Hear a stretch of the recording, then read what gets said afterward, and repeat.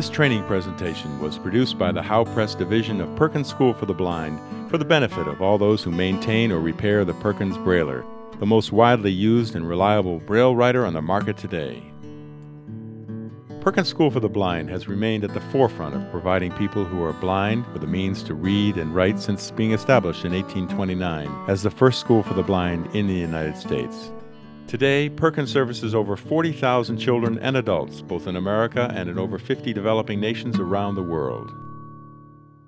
The system of raised dots developed by Louis Braille in France in 1825 began an uphill journey to acceptance, both in Europe and North America.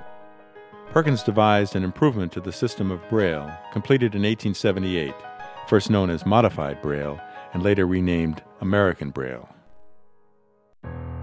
The ingenious head of the Perkins tuning department, Joel W. Smith, who had devised Modified Braille, fashioned the first machine to speed the process of writing Braille with a slate and stylus. Smith's invention became known as the Daisy Writer, the earliest known Braille writer.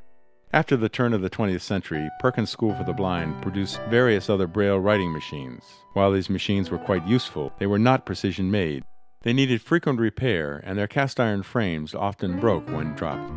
Luckily, a solution was at hand and came in the form of David Abraham. Having immigrated to the United States during the Depression of the 1930s, Mr. Abraham was working on a maintenance crew near Perkins School for the Blind and inquired about work after being inspired by the school's architecture.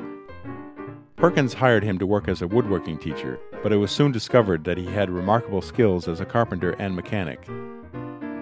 When the school's director discovered Abraham had expertise in machine design, he invited Mr. Abraham to try his hand at making a new Braille writer.